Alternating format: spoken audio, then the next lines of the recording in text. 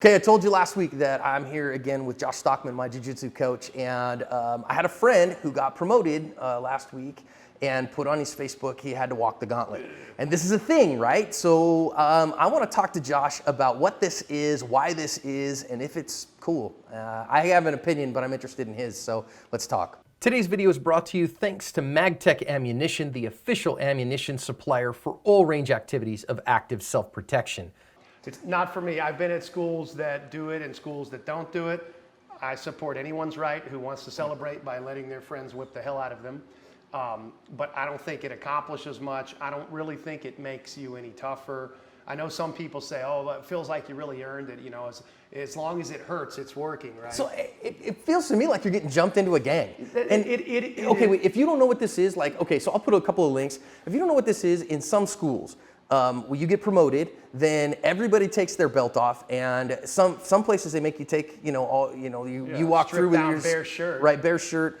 And some places make you crawl and they hit you on the back. Yeah, they hit you on the back with their belt. I've seen people get, that come around into the face at times. Yeah, like get hit in the thigh and it whips around and it cracks you in the groin. Yeah, well, and it kind of felt like, okay, so when I was in the Navy, right, they had this golden shellback ceremony where all the people who'd never been across the international date line would have to basically get hazed for a half a day. That's exactly what it is. And so that's kind of what it felt like. Yeah, I think it's under the guise of tradition and proving that you're tough and stuff. A lot of schools do it, but it's basically a hazing ritual.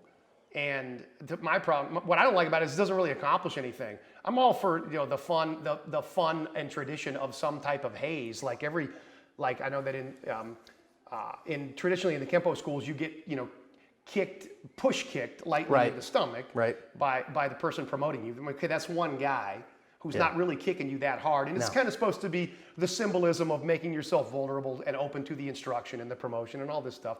That's more or less harmless. At the Dan Zanru school I was at when I first started training jiu-jitsu, when I was 10 years old, when you got promoted, the people of the rank above you or that you were going to got to throw you.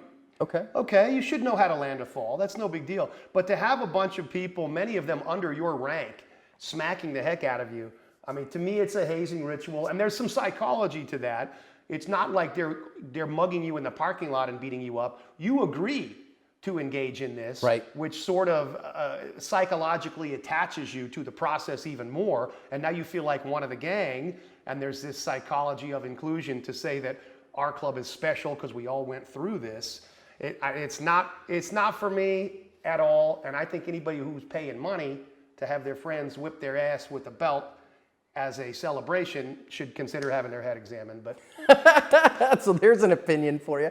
I look at it and I go, okay, so I'm all about celebrating. I'm all about something that maybe has a training purpose. If we say, hey, our school, if you're going to get promoted, dude, you got to roll with everybody. Okay, cool, because you're showing your skill. And you earned it, and we've done that before. You're going to purple belt, you're going to spend the whole night rolling, and the only rule is you can't quit. You can cry, you can get tapped 1,000 times, you can slobber and sweat and drool.